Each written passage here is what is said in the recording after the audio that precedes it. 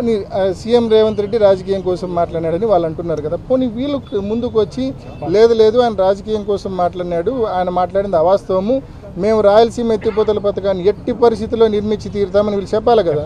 ఏం చెప్తాడు మంత్రి? రాయలసీమ ఎత్తిపోతల నిరుపయోగం అన్నాడు కదా ఇరిగేషన్ మంత్రి. మరి తెలంగాణ ముఖ్యమంత్రి వీళ్ళు అంతా సింక్లో ఉండే మాట్లాడుతున్నారు. ఎక్కడ వీళ్ళు పర్ఫెక్ట్ సింక్రనస్గా ఉండే మాట్లాడుతున్నారు వీళ్ళు.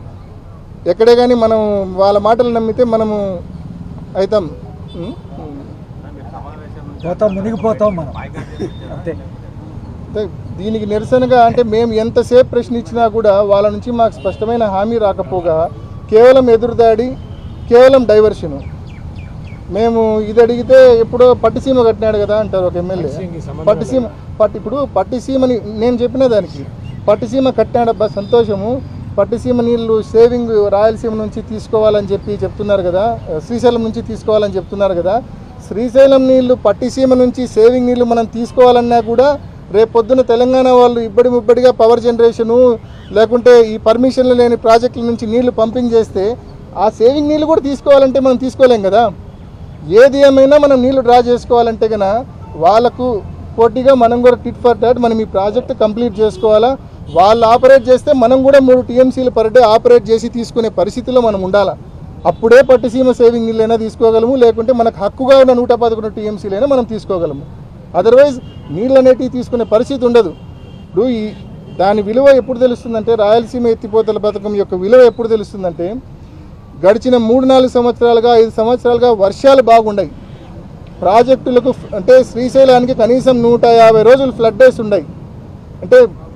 అంటే నెంబర్ ఆఫ్ ఫ్లడ్ డేస్ ఎక్కువ ఉన్నాయి కాబట్టి ఇన్ఫ్లోస్ చాలా బాగున్నాయి కాబట్టి మనకి సమస్య కనిపించడంలా. మన టైం బాగాలేక ఎప్పుడన్నా 1 సంవత్సరమో 2 సంవత్సరాలు 3 సంవత్సరాలు కరువు వస్తే మాత్రము ఫ్లడ్ డేస్ శ్రీశైలంలోకి బాగా తగ్గితే మాత్రము రాయలసీమ ఎత్తిపోతల ఈ పథకం యొక్క విలువ మనకు ఆ రోజు తప్పకుండా తెలుస్తుంది. కాబట్టి ఈ ఆలోచించే జగన్మోహన్ రెడ్డి గారు ఆ పనులు మొదలుపెట్టారు. ఖచ్చితంగా ఆ పనులను ముందుకు తీసుకొని వెళ్ళి ఈ ప్రభుత్వం కంప్లీట్ చేసి మన రైతాంగానికి కష్టకాలంలో ఈ కరువు కాలం వచ్చినప్పుడు మన రైతాంగాన్ని కాపాడే దిశగా ఈ పథకం మనకు ఉపయోగపడాలి. ఈ ప్రభుత్వం యొక్క రెస్పాన్స్ ఇంకా ముఖ్యమంత్రి గారు ఇంకా ఈ ప్రభుత్వం యొక్క రెస్పాన్స్ ఇంకా రాబోయే రోజుల్లో చూస్తాము. తప్పకుండా ఈ ప్రాంతానికి సంబంధించిన ప్రజాప్రతినిధులము, ఈ ప్రాంతానికి సంబంధించిన వైఎస్ఆర్ కాంగ్రెస్ పార్టీ నాయకులము, కార్యకర్తలము రైతులకు తోడుగా నిలబడతాము. ఈ ప్రాజెక్టు పనులు పూర్తయ్యే దిశగా ఖచ్చితంగా రైతులకు తోడుగా నిలబడతాం.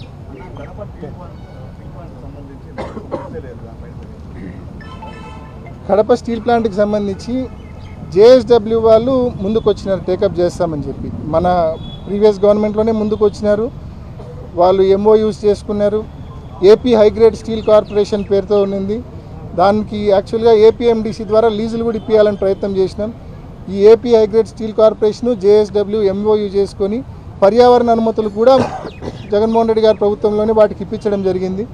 ఈ గవర్నమెంట్ వచ్చినాక కూడా లాస్ట్ 1.5 yearగా మొదలవుతాయి అంటారు, కానీ అబ్నార్మల్ డిలే జరుగుతూ ఉంది.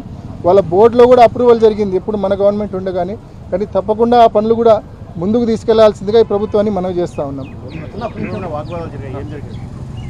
కేవలం రాయలసీమ ఎత్తిపోతల పథకం లోపల జరిగిన వాగ్వాదం అంతా కూడా మేము మాట్లాడినప్పుడు ఎక్కడే కానీ మేము రాజకీయాలు తీయాల. మేము కేవలం రైతుల్లో ఒక అభద్రతా భావం ఉంది, రైతుల్లో ఒక ఆందోళన ఉంది. నిజంగా తెలంగాణ ప్రభుత్వము పాలమూరు రంగారెడ్డి కట్టి వాటర్ పంపింగ్ స్టార్ట్ చేసేస్తే ఇప్పటికే వాళ్ళు పవర్ జనరేషన్ చేసినప్పుడు మనకు నీళ్లు డ్రా చేసుకోవడానికి లేవు. వాళ్ళు పాలమూరు రంగారెడ్డి దిండి పూర్తి స్థాయిలో ఆ 2 ఎత్తిపోతల పథకాలు ఆపరేట్ చేస్తే మన ప్రాంతానికి నీళ్ళు వచ్చే ప్రమాదం, నీళ్లు రాకుండా ఉండే ప్రమాదం ఉంది, పూర్తిగా నష్టపోతాము అని రైతుల్లో ఒక ఆందోళన ఉంది. కాబట్టి తప్పకుండా మీరు ఒక స్పష్టమైన హామీ ఇవ్వండి, రాయలసీమ ఎత్తిపోతల పథకాన్ని కంప్లీట్ చేస్తామని చెప్పి అడిగితే వాళ్ళు బనకచెర్ల అంటారు. బనకచెర్ల 80,000 కోట్లు. ఎంత? 80,000 కోట్లు బనకచెర్ల.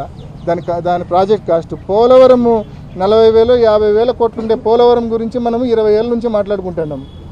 బనకచెర్ల అంటే 80,000 కోట్లు. ఇంకా ఆ ప్రాజెక్ట్ అంటే 50 ఏళ్ళు కడుతుంది. అంటే ఈ 50 ఏళ్ళ లోపల ఈ ప్రాంతంలో రైతు అనేవాడు ఎవడు మిగిలి ఉండాలి కదా. మేము కనీసము తెలంగాణ వాడు ఇబ్బడి ముబ్బడిగా నీళ్లు దోచేస్తా అన్నప్పుడు ఈ ప్రాంతంలో రైతు అనేవాడు ఉండాలి కదా. ఆ టయానికి 50 ఏళ్ళకి ఆ ప్రాజెక్ట్ అయిపోయే టయానికి. అంటే నువ్వు తప్పు చేసినావు, నువ్వు భయపడ్డావు. ఈడికొస్తే నువ్వు చేసింది ఫాల్స్ స్టోరీ బోర్డ్ అని చెప్పి నువ్వు ఒప్పుకున్నట్టు అవుతుందని చెప్పేసి రాలే. నువ్వు ఈసారి నువ్వు రాసే ముందు మళ్ళీ వచ్చేదానికి ధైర్యం ఉంటే రాయ్, లేకపోయినావనుకో, నువ్వు మాట్లాడినన్ని సార్లు, నువ్వు ఫేక్ స్టోరీలు వేసినంత సార్లు నేను కూడా ప్రజల దగ్గరికి వెళ్తాను. ప్రజలకు కూడా నేను చెప్తున్నాను, 1 సెంటు భూమి కడపలో నాకు నోటీస్కి వస్తే కబ్జా చేయడానికి ఎవరికి వదలను. వాళ్ళు నా పార్టీ వాళ్ళైనా ఇంకో పార్టీ వాళ్ళైనా నాకేం పెద్దగా భయం లేదు, ఏమీ లేదు. నేను ప్రజలతో ఓట్లు ఇచ్చుకున్నాను, ప్రజలకు పనిచేస్తాను. ఈ రోజు చెప్తున్నాను, నాకు గెలిచినప్పటి నుంచి కేసీ కెనాల్ మీద ఆ పక్కన లేఅవుట్లు వేసేసి ఈ సాక్షి సంబంధించిన సానుభూతి పనులు లేఅవుట్లు వేసుకొని కేసీ కెనాల్ మీద పర్మిషన్ లేకుండా కల్లువట్లు కట్టుకొని ఆ యొక్క లేఅవుట్లకు రస్తాలు చేసుకున్నారు. నేను ఫార్మల్ గా ఒక లెటర్ రాసి దీని మీద సర్వే చేయమన్నాను. ఇప్పుడు ఫార్మల్ గా చెప్పను, వెళ్తాను. ఎవడెవడు లేఅవుట్ వేసినాడు, ఎవడెవడు కేసీ కెనాల్ మీద కల్వర్ట్ కట్టినాడు, ఎవడెవడు ఈ సాక్షి పేపర్ కు ఈ పార్టీకి సంబంధించిన వ్యక్తులు అందరినీ బయటికి లాగుతాను. నువ్వు ఫేక్ రాస్తే నేను నిజాలు బయటికి తీస్తాను, గుర్తుపెట్టుకోండి. అందరూ నీ పార్టీలో పనిచేసిన నాయకుల లెక్క గలీజ్ వ్యవహారాలు చేస్తారనుకుంటే అది నీ బుద్ధి పొరపాటు. నేను కడప ప్రజలకు మాత్రం పనిచేస్తాను. కుదిరితే నా శక్తి ఉంటే 10 రూపాయలు కడప ప్రజల కోసం ఖర్చు పెడతాను. ప్రజల దగ్గర నుంచి నాకు ఒక్క దయా పైసా కూడా అక్కర్లేదు, గుర్తుపెట్టుకోండి. ఈ రోజు ఎంతో మంది వస్తారు, నా చేతనైనా కానీ నేను సాయం చేస్తా ఉన్నాను. ఎంతో మంది గ్రీవెన్స్ వస్తారు. ఒక్కసారి గ్రీవెన్స్ ఏ రోజు వచ్చి కవర్ చేసినావు నువ్వు, ఇక్కడ ఏం జరుగుతున్నాయో సిగ్గుండాల మనిషికి. నీ పేపర్ వాళ్ళు నువ్వు ఆర్థికంగా సాయం చేయకపోతే నా దగ్గరికి వస్తున్నారు సీఎం రిలీఫ్ ఫండ్ కోసం.